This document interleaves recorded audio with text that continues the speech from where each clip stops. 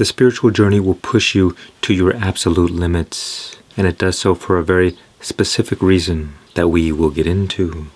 The moment you feel like giving up, or that you're burnt out or exhausted, this is when the greatest progress is made.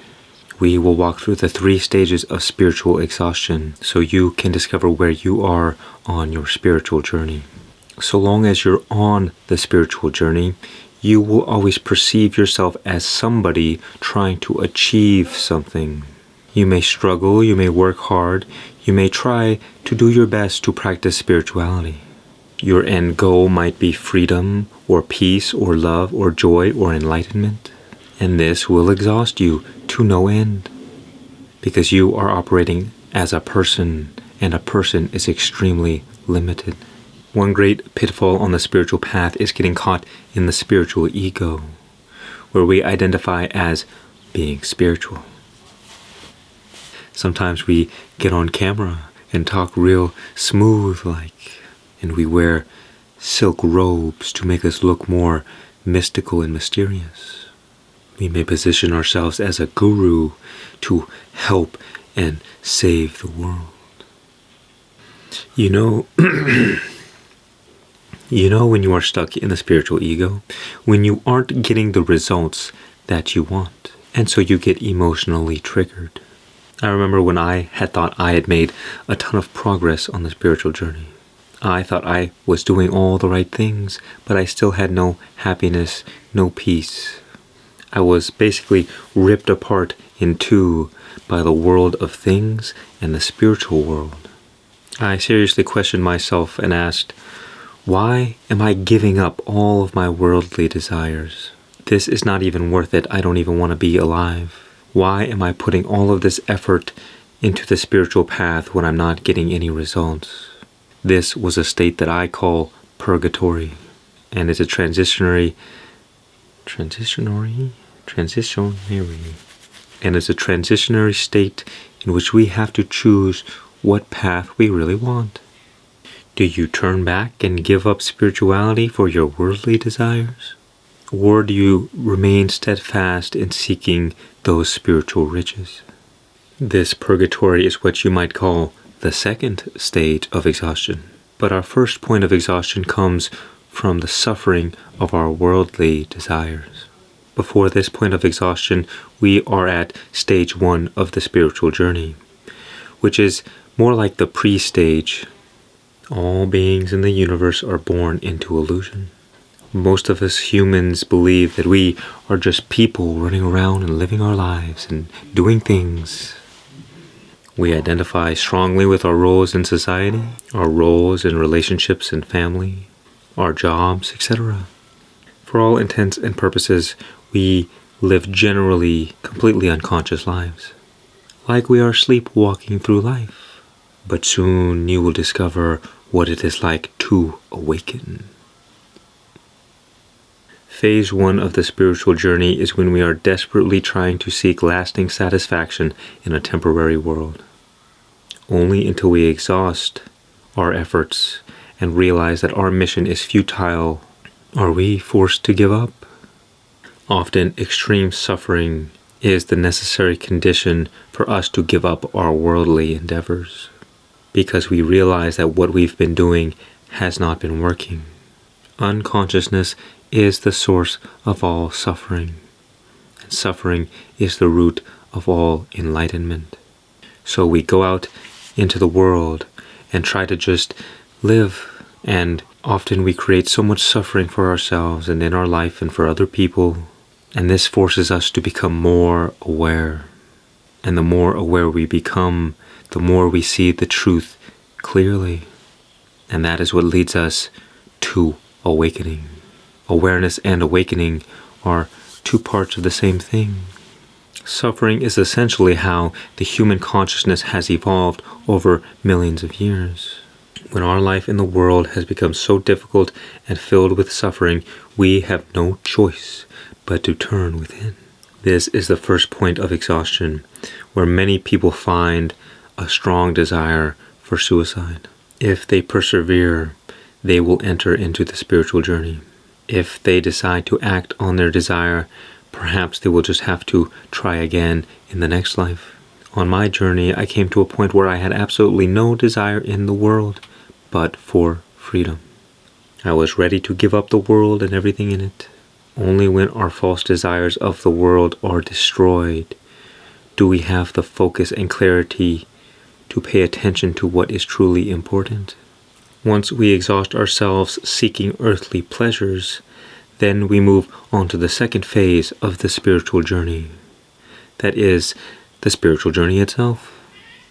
So phase 1 was kind of like the pre-spiritual journey. Now our ego has fundamentally shifted in identity, and now we enter into a world of spiritual ideas and concepts. There are undoubtedly many pitfalls and traps here. We may come to believe that now we have the power to manifest all of our worldly desires. This is why it wasn't working out before.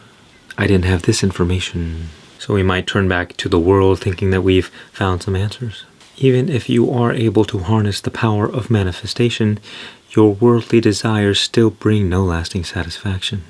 It's a useless power for those who have not yet finished the second phase of the spiritual journey.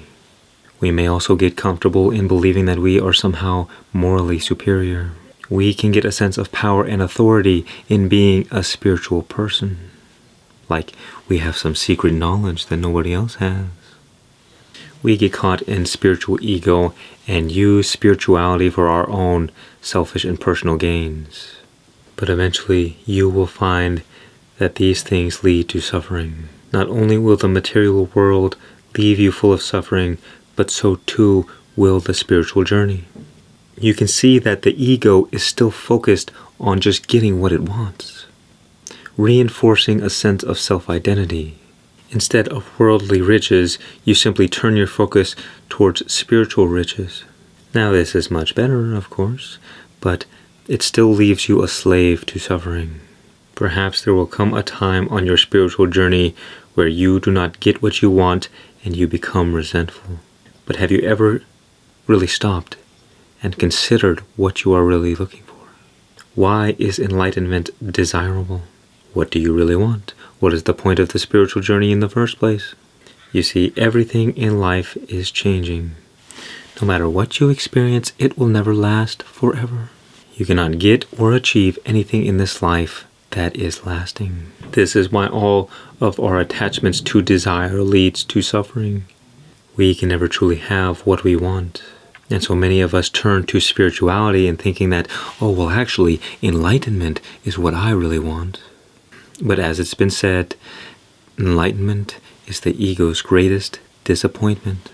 The ego is the only thing that wants or desires. It might succeed at getting earthly desires, but it will never be enough. When the ego turns towards spiritual riches, it wants peace, love, joy, freedom. It can achieve these things, but it will never last. Until you realize that the spiritual journey is nothing but mental masturbation for the ego, you will not be able to ascend to the final phase of the spiritual journey. Eventually you might find yourself at the second stage of exhaustion, in which the spiritual journey simply isn't working out for you. The final phase of the spiritual journey is when you have finally reached the end of the path.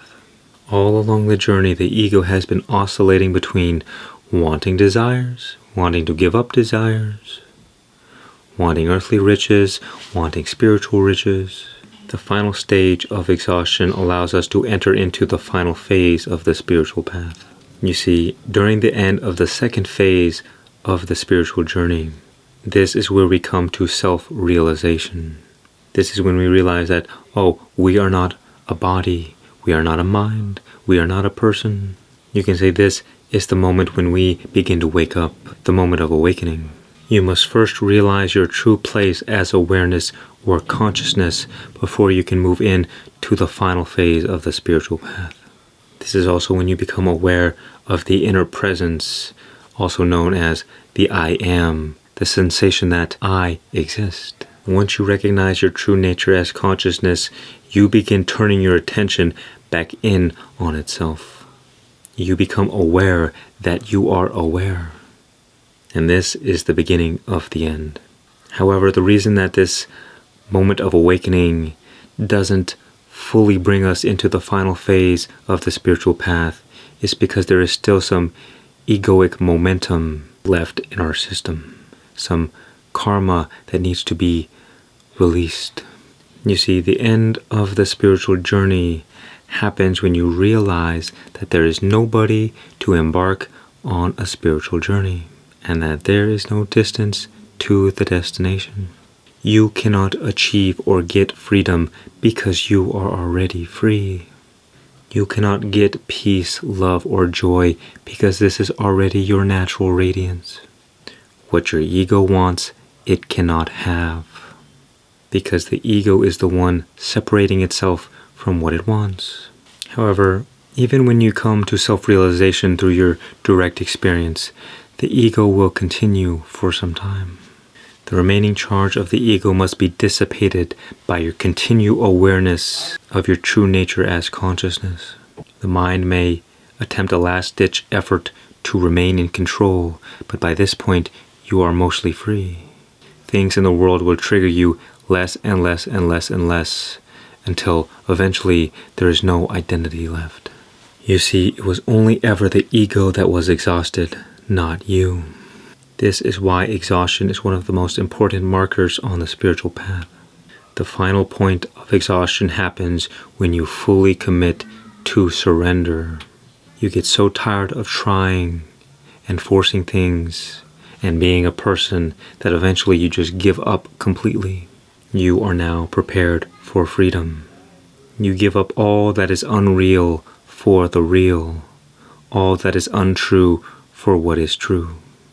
And you realize that the only thing that is true is the present moment. You dedicate your life to accepting and allowing things to unfold as they do. You accept everything as it is, regardless of the circumstances. Complete non-resistance to life. You no longer have any interest in trying to be somebody or to prove anything to anyone. You choose to love everybody as they are without judging them. Even if judgments or thoughts or ego arises, there is no identification. Like Ram Dass once said, it's just old karma running off. And you stop creating new karma. You stop influencing your reality from the place of a person.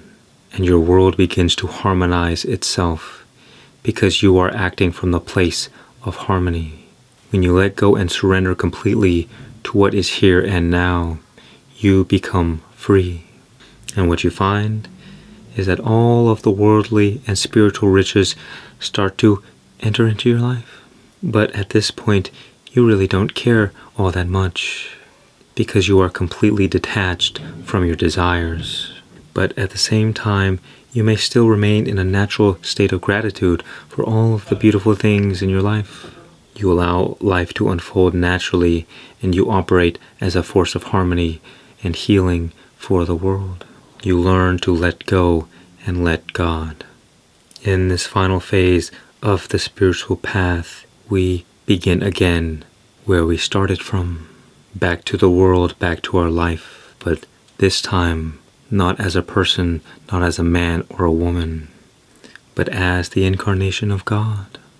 As it has been said, before enlightenment, chop wood and carry water, and after enlightenment, you chop wood and you carry water. Only this time, you are far greater and more powerful, and life is magical.